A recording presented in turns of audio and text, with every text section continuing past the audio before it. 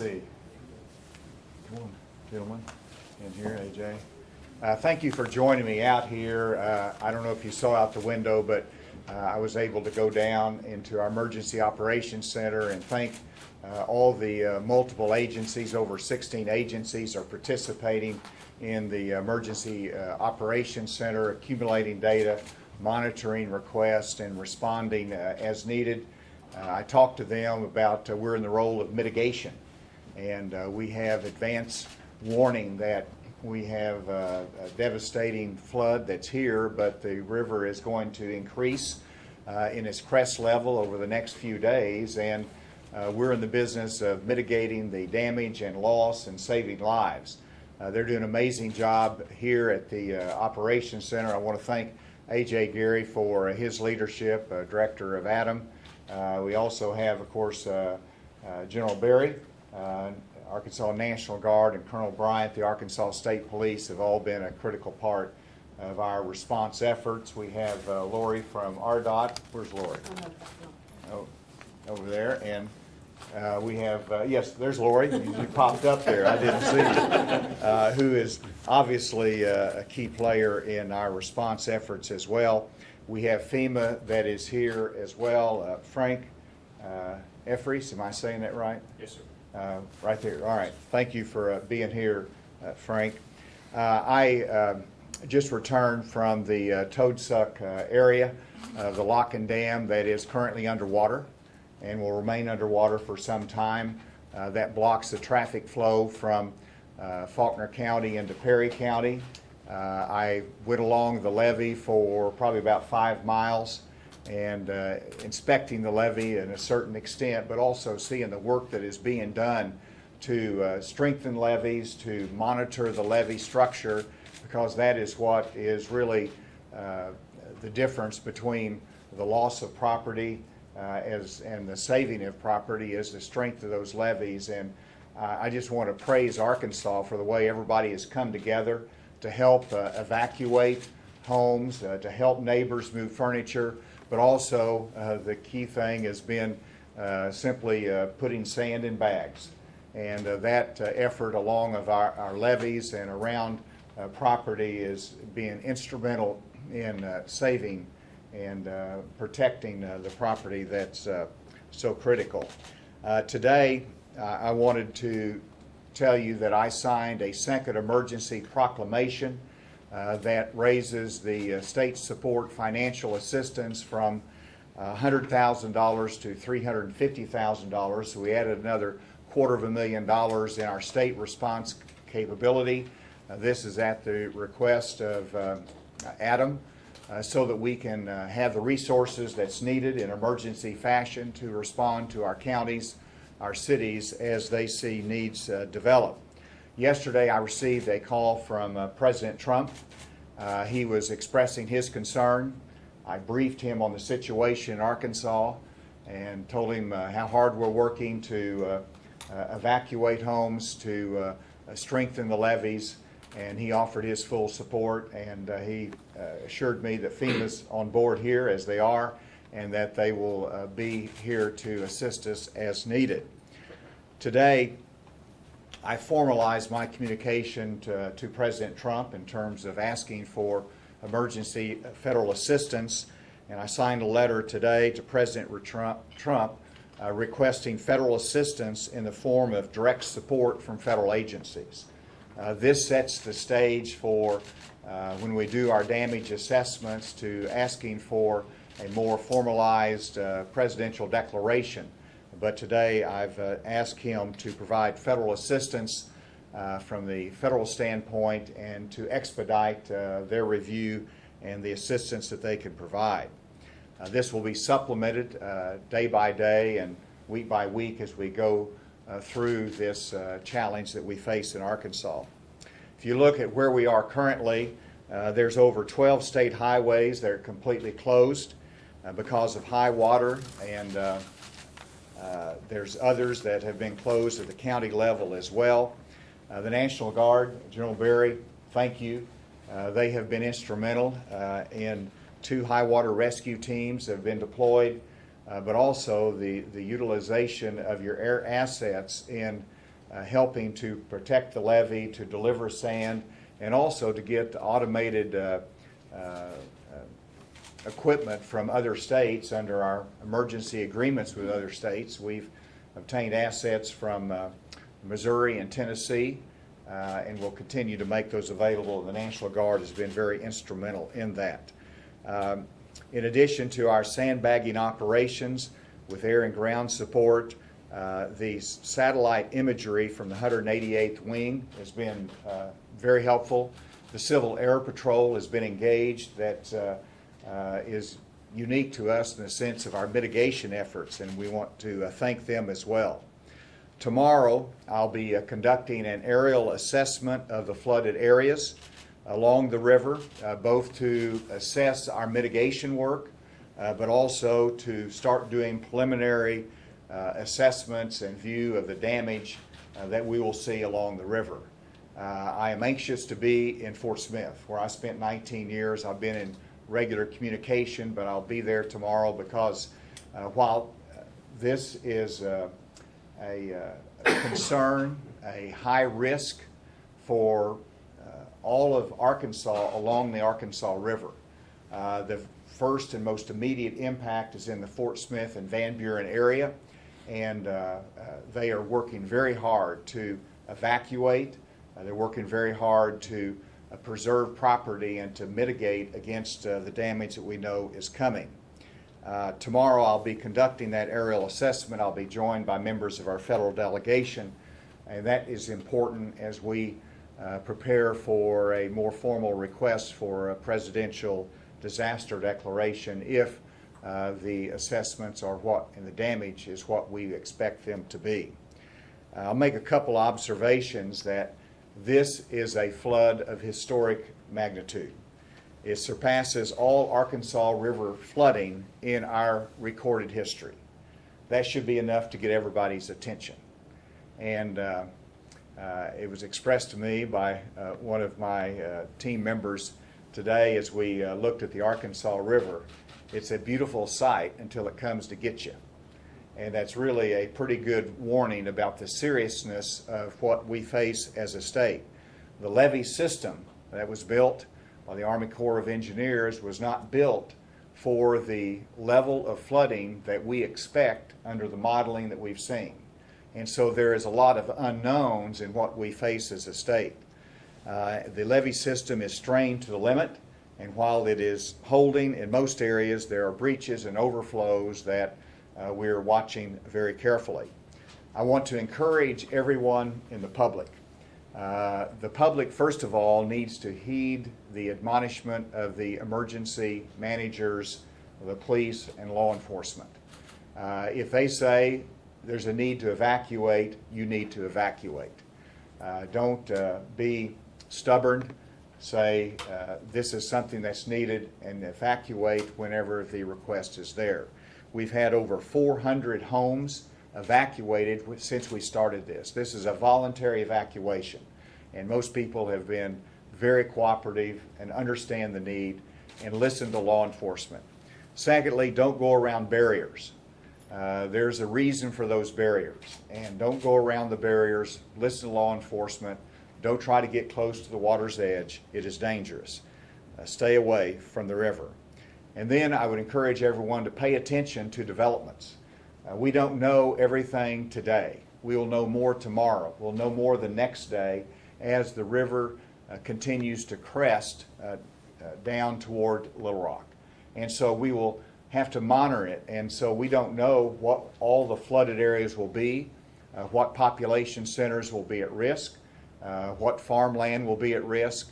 We know more each day as we get more information. And finally, adjust your prayer list that we want good weather come ahead. If rain is on your prayer list, you can take rain off for a while. And that is important, that we as a state support our neighbors, we engage in prayer, and recognize that we are looking at nature and its power, and it can be very devastating. And so we have to take this very seriously. And so with that, I'd like to ask Director Gary to make comments, followed by General Barry. Thank you, Governor. I really want to take just a few minutes and express our appreciation and how amazed I am at all the cooperation with all the counties throughout the state. We started coordination calls last week where all of the counties joined in, also our state agencies, so that we could work through and discuss what future needs would be and what they were needing at that time. So again, we started those last week to help prepare for this event. We have got all of our emergency support function leads are in the inside the EOC. I've also been told that this is the first time ever that we have had all of our emergency support function leads inside the EOC. I think that says a lot. One, it says how well all of our agencies coordinate and work together in this state. And two, it really shows the magnitude of this event that we're dealing with. As the governor said, this is a record-setting event. It will continue for a while. We plan on having the Emergency Operations Center activated, fully activated for the next 2 weeks anyway. So that's going to be a long event. We have a lot of our levees that are going to be under extreme pressure for a long period of time. And as the governor stated, there's a lot of unknowns. We don't know if those levees will hold. And we really want to stress that people in those communities communicate with their local emergency management in their county, pay attention to what's going on, and if they're anywhere near the river, they need to get away from it. And I want to also express my appreciation to the Adams staff, to the state agencies. Again, they've been here for the last 4 days. Many of them canceled their holiday weekend events to be down here, and we're very much appreciative of that. Also want to thank the governor. Everything that we have asked for, he has promptly approved, and that's been very helpful to allow us to get those resources out to the counties as needed. So we'll continue to have those calls and coordination.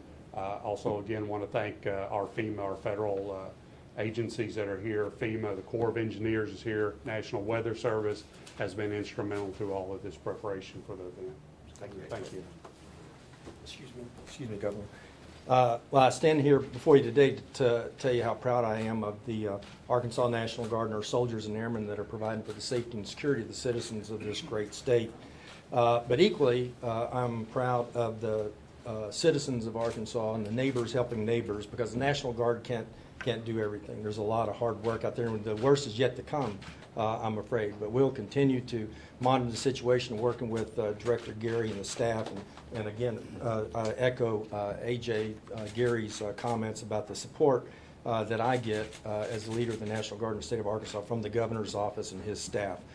We could not do what we're doing in providing for the safety and security of our citizens if it wasn't for the tremendous support that we get from all the agencies, to include FEMA, A.J. Gary and the Arkansas Department of Emergency Management, our local law enforcement agencies. And I will tell you, to piggyback on what the governor says about following local policies that the law enforcement officials have put out there, we've already lost one citizen because of not abiding by barrier rules, and we don't want to see any more of that. It's in the best interest of our individuals and their families. So again, I appreciate the governor's support, and Director Gary, thank you for everything that you're doing for us. Thank you. Excuse me. All right. Thank you. I'm Bill Bryant with the Arkansas State Police. I just want to echo some of the remarks. We're very fortunate to have a great team here with A.J. Gary and General Berry and our boss, Governor Hutchinson. Phone's always available. Talk to him, get input. But yesterday I spent a lot of time coordinating with our sheriff's departments and police departments around the state there, especially on the river, and met with some county judges and with some mayors, and it's just a great team effort. State police has offered all their assets to assist local law enforcement, whether it be answering calls, hauling prisoners, or traffic control points, whatever we can do to help law enforcement. But I was out in Fort Smith yesterday. If you haven't been there, I urge you to go. It'll take your breath away. But again, we're very fortunate to have a great team here, and we look forward to work through this, and we do have a great team, and it's an honor to be here. Thank you. Thank you. And with that, I did want to recognize Jamie Cook, the Secretary Designate of Department of Public Safety. who will be engaged in this come July 1. And then, Lori, did you have anything from the Department of Transportation? Just one thing. I would just encourage all of the motorists out there in Arkansas to check idrivearkansas.com. It shows all the latest road closings, and so you can plan your trip and hopefully be safe to wherever you're going, whatever your destination is. So thank you.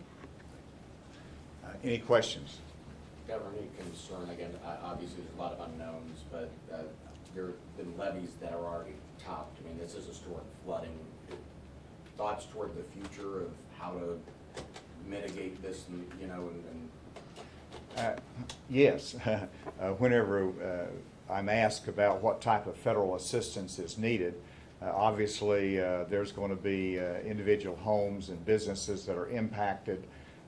That's something that I hope that there can be some federal assistance to, which is limited for individual homeowners and businesses. But that's one aspect of recovery. The other aspect is mitigation, and that's where we need federal investment. Whenever you look at a Corps of Engineers project that, thank goodness for the levees, but does the Corps need to evaluate in light of this flood and the management of the river whether the levees need to be strengthened, at what points, and do they need to be elevated? And so I think there's a lot to learn over time, and mitigation for the future and future flood events will be an important part of it. I'll just mention that after we had the 16 flood, 2016, in Perry County, we did invest money in rebuilding and strengthening a levee. And I just came from visiting with the Perry County judge, and he says that levee's working perfectly. Perfectly under the circumstances, I should say. So that investment does make a difference. And so that's something that we will look at long term. For the immediate purpose, the levees look good by and large, but you worry about the length that water will be pressing against them, and whether that will diminish. While they might look good now, what will that look like a week from now? Do you have any idea on how much federal aid you're going to be requesting? No, not at this time. The request that we have right now is for emergency federal assistance, which comes from the federal agencies. Obviously FEMA is here, but there's other agencies that can offer support to us. And as the need arises, we want to be able to call those federal agencies based upon this presidential request and future declaration that they will be able to provide that immediate assistance.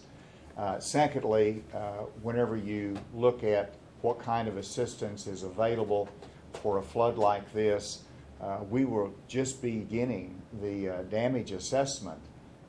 We have a head start because of the work of the Civil Air Patrol and their modeling, but that's going to take some time to get those estimates in and to formalize that request. So you mentioned you're going around with the delegation tomorrow. Is you going with everybody? No, not everybody can make it. It'll be, I know that Senator Bozeman, I understand, will be there, Congressman French Hill, Congressman Womack, and Congressman Westerman, I believe, are all part of various parts of that tour.